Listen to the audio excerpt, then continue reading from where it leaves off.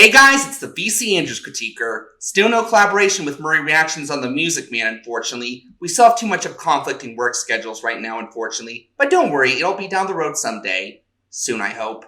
Anyway, since it is Pride Month, I thought we'd look at two of the most influential LGBTQ movies out there. That being the 1978 French-Italian film Cage Aux Folles and its 1996 American remake, The Birdcage. It's the story of a middle-aged gay man named Renato/Armand who owns a popular drag club near the beach where his husband Albin/Albert is the main star. But then one day his young adult son, the result of a one-night stand to find out if he was into girls, which proved negative, visits with good news and bad news. Good news is he's engaged. The bad news is that his fiance's parents are high-ranking members of an ultra-conservative Christian organization that prides itself in the intentionally twisted and mistranslated parts of Leviticus used to harm the LGBQ community. No, not that one. And since their daughter is underage, she needs their blessing to get married, which she has zero chance of getting if her parents find out her fiancé was raised by a gay couple. So she said the club owner was a cultural attaché and his partner was a stay-at-home housewife. And the parents are pleased to hear this, but want to meet them in person, so the son convinces his pop to go along with his fiancé's lies for the in-laws' visit, but that's easier said than done. For one, the blatantly gay Albin has no desire to leave while the in-laws are there, but also has a better chance of a monkey coming out of his ass than being convincingly straight. And the best candidate to be the son's mother is, well, the son's biological mother, but can he stand having her around since she abandoned him as a baby and has never spoken to him until now? But the fiancé's father, who's also a senator, is having problems of his own. See, the co-head of his conservative organization, also a senator, has just died in the arms of an underage prostitute, which causes the press to really start hounding him while endangering his chances of re-election. Thus, he really hopes his daughter's marriage to an individual from a traditional moralistic family will brighten things up in the public's eyes. Will the son, his parents, and fiancé pull the charade off? Well, the fact that the press followed the senator to the beach isn't a great start. Both movies have left something of an impact on pop culture. The original Cage Aux Folles got 2 sequels and a Broadway adaptation courtesy of popular gay celebrity and activist Harvey Fierstein, and The Birdcage, despite receiving no follow-ups, is still an icon thanks in part to its all-star cast, including Robin Williams, Nathan Lane, Gene Hackman, Hank Azaria, and... well, those were the only names I recognized, but those names are still enough to warrant pop culture status. And more importantly, both films told a very comedic story with an important lesson of tolerance and the fact that a family is a family no matter who they are. Still, we gotta decide which version is better, the French-Italian original or the American remake. Well, let's get into Pride Month as I take a look to find that out. This is old versus new, Cage Aux Folles versus The Birdcage.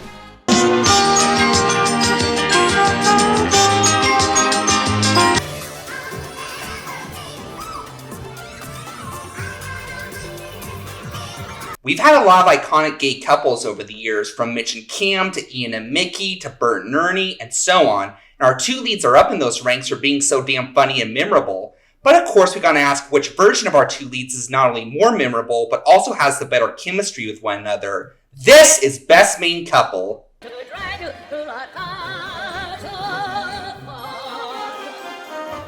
Like said before, the 2 leads are called Renato and Albin in the original and Armand and Albert in the remake. The 2 are indeed very different. Renato/Armand, for instance, is only about 5% effeminate and stereotypically gay, which makes it relatively easy for him to put on the act of a conservative cultural attaché for the in-laws visit. Albin/Albert, on the other hand, and pretty much every other gay character in this film for that matter, is 101% stereotypically gay, so he can only get away with being at the in-laws dinner by dressing as a woman. But as you might expect, this allows the 2 to make a great comedic duo. But anyway, which duo is better? Well, let's look at Renato/Armand first. I like Armand better. For one, he's played by frickin' Robin Williams, one of the most hilarious men who ever walked the face of the earth. Or Twyla, or Michael Kidd, or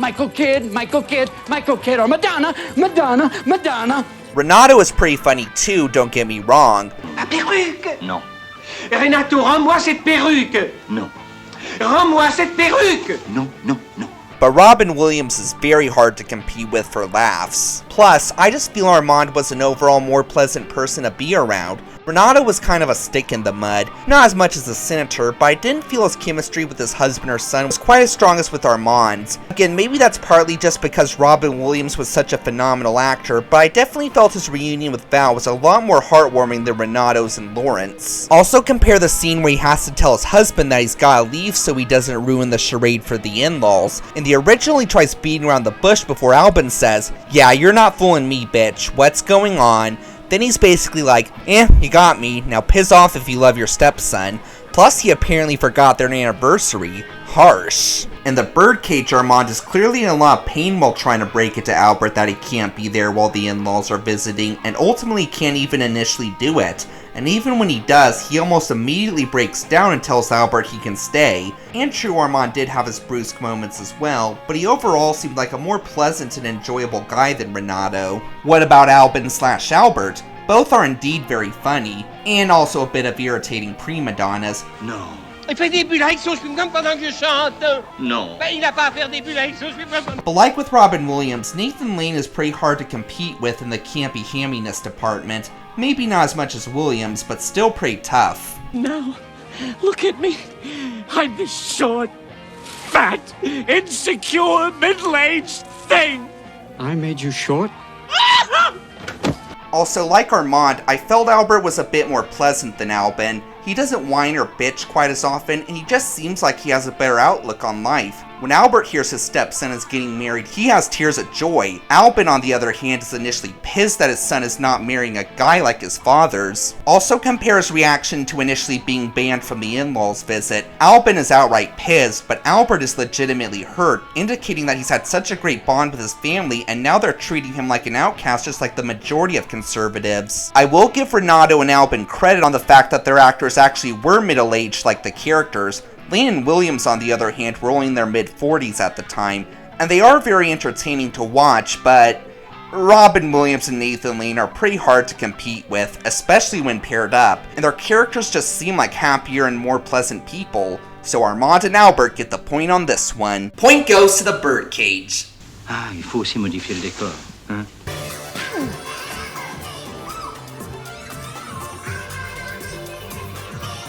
But of course, you unfortunately can't have a hiding in the closet movie without some right-wing conservatives whose archaic and mistranslated views of Leviticus keep them from accepting anything out of the status quo. So which conservatives prove more of a need to hide your sexual orientation from more? Well, let's find out with Best Conservative In-Laws.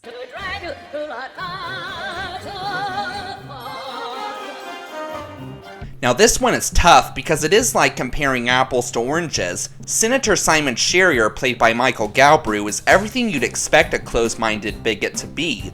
Cold, tight-ass, almost never smiles, and is implied to be physically abusive towards his daughter. Réponds. Eh bien, réponds. Mais tu lui fais peur, Simon. Ne la brusque pas comme ça, enfin. Maman, hein? You could totally see this guy being the head of a right-wing conservative Christian organization that makes focus on the family look like Ian Gallagher's Gay Jesus Church by comparison. Senator Keeley, on the other hand, played by Gene Hackman, while still a conservative bigot, is much more mellow and pleasant. I don't know anything about Jonathan Swift, but I know one thing about your mother. She's a very passionate woman who follows her heart, and I just love her. Oh yeah, I forgot to mention, he all but falls in love with Albert in a drag, and some of the most hilarious parts of the entire movie. Senator Sherrier just seemed creeped out by the cross-dressed Albin. So which one is better? Well, again, it's tough. On the one hand, it is nice that the Birdcage acknowledges that not all right-wing conservatives are complete assholes. Hell, one of my best friends is a right-wing conservative, and he's a super sweet and funny dude otherwise. But this whole story's about staying in the closet in order for your son to get the blessing of his fiance's ultra-conservative parents. With Senator Sherrier, you could totally understand why you'd have to. It would take a frickin' miracle to get this dude to lighten up. But Senator Keeley is so pleasant and chill that, honestly, I think you could convince him to switch the Christian denomination of his organization from Catholicism to the more liberal Methodist one just by talking to him calmly about it. Like, compare the reactions of both senators when the jig is up. Senator Sherrier is livid and even initially disowns his daughter for marrying the son of a gay couple. Senator Keeley, on the other hand, is more like, oh, well, maybe we should get going. Hope you still vote for me. Hell, he seemed more upset over the fact that they were Jewish than the fact that they were gay. They're both men. Can't be. You can't be Jewish. No, Kevin. Again, kudos for not stereotyping, but by being so chill, it kind of takes the sense of drama and conflict away from the story. The same kind of goes for his wife. In the Birdcage, I never would have guessed she's an intolerant bigot. She's sweet, helpful to her daughter. I don't even remember her making any homophobic comments even once. The wife in the Cage Aux Folles, though not quite as much of a tight ass as her husband, does seem a lot more like someone you need to keep in the dark about your parents being gay to get their blessing to marry their daughter. She's pretty stern and intimidating towards Andrea, and she makes more than a few jabs at homosexuality during the dinner. Even though the parents do give their blessing eventually in both films as thanks for helping them get out of the club without being seen by the press who followed them to the beach, the Sherriers still seem pretty pissed about their daughter marrying the son of a gay couple. In the Birdcage, the wife has tears of joy, and even Senator Keeley looks like, maybe we have mistranslated Leviticus a tad. Again, the Keeleys are pretty freaking hilarious, and I do admire the fact that the filmmakers didn't want them to be the usual conservative stereotypes. But given the premise of the story, I do feel the more cold, tight-ass portrayal of the Sherriers does give more of a sense of drama and tension. Hell, just look at them on the Criterion Collection DVD cover of the movie. I love you, Gene Hackman, but Senator Sherrier has my vote on this one. Point goes to La Cage Aux Folles. I'm ruined!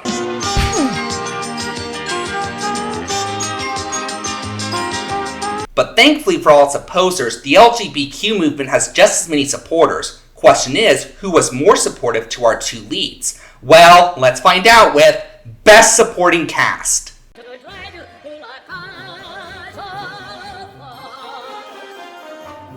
Another tough choice because both supporting casts are pretty damn fun. Let's start with the son, called Lawrence in the original and Val in the remake. Both are well portrayed, only wanting to keep his parents' sexual orientation a secret at all costs from his in-laws because it seems like they can't listen or reason and he'll never get to marry the love of his life, but otherwise could not be more proud of who his fathers are and really does love them a lot. It was a close pick, but I think I like Val a little more. He just seems a little more funny, and also because of this scene. This woman has just introduced herself as Val's mother. How many mothers does Val have? Just one.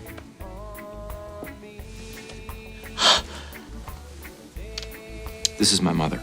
In the original, it's Renato who says this, but I think it's more meaningful to have the son say this, given the woman who gave birth to him abandoned him as a baby, but Albert was always there for him since he was born. I will give Laurent credit on the fact that his actor actually was 20 like the character, unlike Val, whose actor was 27 at the time, and it kinda shows. But I still feel Val has a bit more humor and heart to his character, so point to the Birdcage. What about the fiancé, respectively called Andrea and Barbara? Well, Barbara is nice, but also pretty bland and boring. Andrea doesn't fare much better, but she does have a little more of a character as the timid daughter who's terrified of her super strict conservative parents. Plus, when the parents demand they leave, Andrea says she's staying and marrying Lawrence and stands her grounds. Barbara initially does too, but caves in pretty quickly. This shows a bit more character growth from Andrea, so point will go to her. The nosy reporters are pretty fun in both movies, but I feel the ones in the Birdcage are a bit more developed. We see more of the great lengths these reporters will go to get a scoop from Keeley about the recent scandal with Senator Jackson, most notably from these two reporters from the National Enquirer who are willing to pretty much stalk the senator, with them bribing a chauffeur, pursuing him in their car, and so on. But they do still make a pretty funny comedic duo. So in other words, Goldman owns the club, and lives above it, and owns the building, and he's gay. We are in Enquirer heaven. How long do you think these guys will wait? As long as it takes. There's no story if they don't get them coming out.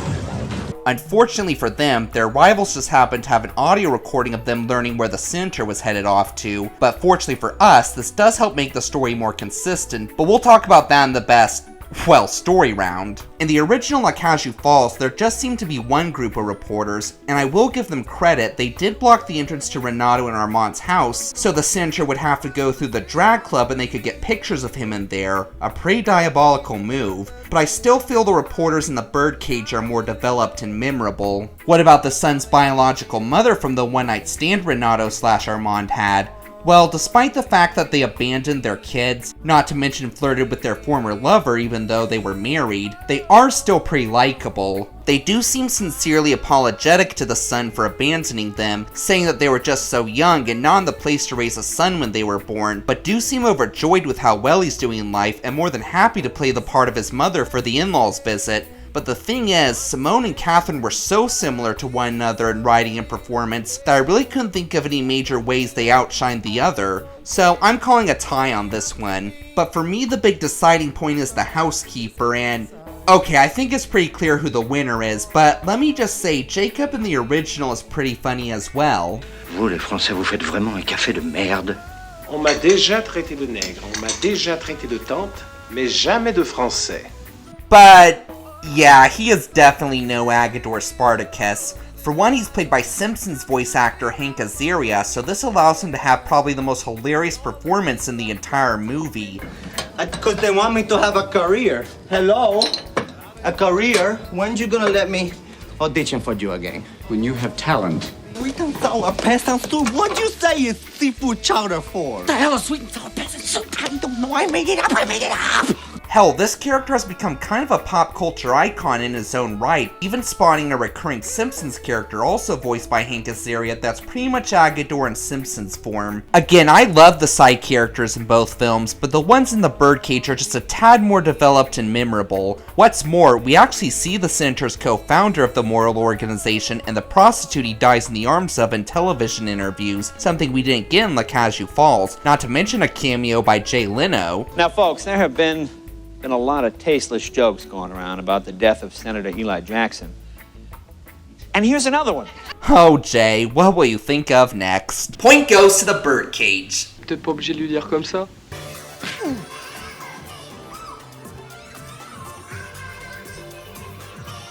But of course, movies like these need the most colorful, vibrant, and over-the-top settings imaginable, because it is set in a tropical beach paradise after all, and you thought I was stereotyping gay people. Haha. This is best atmosphere.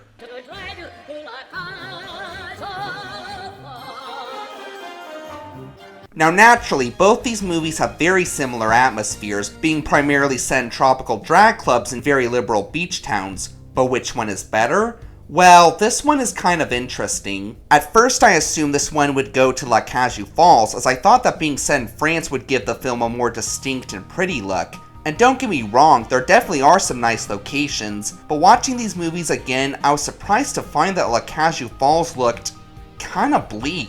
The colors were just more muted and solemn. I'm sure that's partly due to not having as advanced film cameras at the time, but I still feel they could have enhanced the film a bit. The Birdcage was a colorful, flashy marvel for the eyes throughout the film, and don't get me wrong, there are still some beautiful shots in Cage Aux Folles as well. Like the titular nightclub does look pretty damn good, as does the artwork in Albin and Renato's house, but it just doesn't quite have that eye-catcher look that the Birdcage had. And no, I'm not trying to be stereotypical by saying that films featuring gay characters have to look flashy and fabulous! I just think if you have a film set in a tropical beach town, it should be a bit more colorful and saturated than this. Speaking of which, I also don't feel Cage Aux Folles took much advantage of its tropical setting. I don't remember any shots of the beach, and there are only a few of the ocean that are pretty obscured. The Birdcage frickin' opened with a beautiful tracking shot over the Atlantic Ocean, leading right towards the glitz and glamour of the South Beach, Florida town, and we have a decent amount of scenes near or at the beach in the movie. There's also more of an exotic look to the shots of the town in South Beach, Florida. With a few exceptions, the town of St. Tropez didn't look especially exotic or tropical. Another clever idea I love is that the Keeley's house is set in a cold, snowy winter town, a great way to showcase the cold, intolerant nature of them, especially in contrast to the lively, bright colors in the accepting South Beach, Florida. Look, I'm sorry I've had to pick Cage Aux Folles apart so much in this round, especially since one of the reasons I chose atmosphere for this category was because I was certain Cage Aux Folles would win, being set in a Parisian beach. But I also won't lie about my honest opinions, and I just don't feel they put much effort into capturing the beauty of France, so I might as well keep going. The music in Cage Aux Folles sounds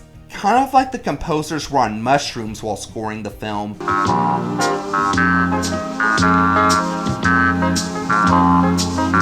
Annoncez la nouvelle, c'est ce que nous avions décidé. Eh ben faites-le vous-même, après tout, c'est votre idée, hein? Oh, Simon!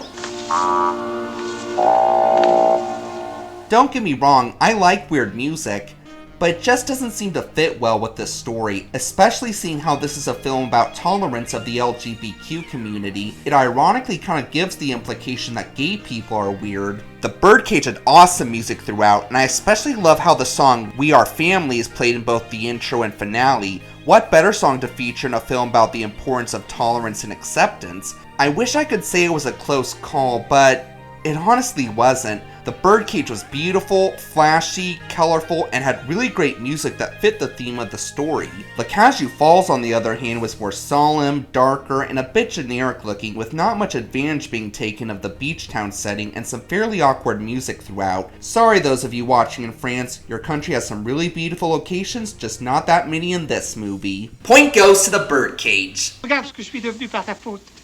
Par l'éloque humaine.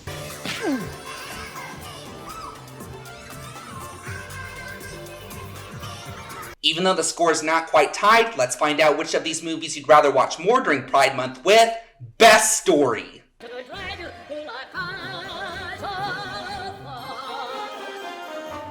One thing I notice about remakes of films in foreign languages is for some reason they tend to be scene for scene the same as the original. Now that's not really as much of a problem as remaking a whole movie scene for scene in the same language as the original, because it's more like creating a version of the same movie for people in that country, not just shamelessly attempting to cash in on the nostalgia by going scene for scene, unlike other remakes that we dread. Bottom line, foreign scene-for-scene remakes have some grace in my opinion, and that's pretty lucky for the Birdcage because at least 85% of it is scene-for-scene the same as the Cage Aux Folles, if not line-for-line or shot-for-shot. But does 15% really make much of a difference? Well, it does in this case, and the film that comes on top is, gasp, the Birdcage. Yeah, I know. Look, I'm sorry, I know this comparison has been a bit more one-sided than usual, but, well, why don't we discuss that after we compare both stories? Anyway, there are really only two major differences between the stories of both films. One is that the Birdcage infuses a bit more humor in certain parts of the story, like having the Goldmans also be Jewish, which they also have to conceal from the conservative Catholic Keeleys. Oh, it's so nice to meet you, Mrs. Coleman. Goldman? I thought the D was silent. And also having Agador Spartacus's soup taste like shit since he's never actually cooked before, not to mention him thinking soup was a sufficient entree. He didn't make an entree. What? What do you mean? Just have soup? Your peasant soup is an entree. It's like a stew. What do you think I put so much in it for? This allows for more comedic possibilities. Then, the dialogue just seems a little wittier. Not that the dialogue in the Cage Aux Folles wasn't witty as well, but it just seems a little sharper in the Birdcage. At least I thought so. And the second big difference is the third act. Like said before, in the Birdcage, the National Enquirer bribes the chauffeur into telling them where he's driving the Keeleys so they can follow them, but a rival network just happened to have recording of this accidentally taken while hounding Keeley at his house the night after the scandal with Jackson, so they send their own reporters down to the beach to try and get the scoop of Keeley in a drag club first. In La Cage Aux Folles, the reporters bribe the Sherrier chauffeur into telling them where he's driving them just like in the Birdcage, but then later in the movie, once they've arrived at Albin and Renato's, he sneaks off to a telephone booth and calls the network to tell them where the Sherriers are. Did you forget you kind of already ratted them out, buddy? Where do you think that pocket money came from? And remember, there's only one group of reporters in this version, so it's not like he was taking bribes from multiple networks, like in the South Park streaming services special recently on Paramount+. Another small plot hole is how the son's birth mother accidentally comes upstairs, ruining the charade. In La Cage Aux Folles, the son leaves the dinner to go be on the lookout for his mother to tell her not to come. And not only does this keep him from partaking in the best scene of the movie, but he also proves to be the shittiest security guard possible, as his mother somehow comes up there and it's never explained how or why Lauren didn't notice her. In the Birdcage, it's handled much better. Val intends to keep Catherine out by leaving a note telling her to stay away. Unfortunately, the two National Enquirer jackasses see the note and take it to use for their expose on the conservative Senator Keeley dancing in a drag club, resulting in Catherine coming up and accidentally ruining the charade. And Those are really the biggest differences I could find with the two films, and I just want to clarify I really do like Cage Aux Folles as well. I know it lost 1 to 4, but it wasn't nearly as one-sided as some of my other comparisons with that score, like The Witches or The Stepford Wives. It's a very funny movie, and it does just as well as The Birdcage about its message of tolerance and acceptance, but I just feel the story is a bit more consistent and sharper in The Birdcage, and when you come down to it, it's simply the better movie. Point goes to The Birdcage coming out of the closet as a superior movie. Non, non, non.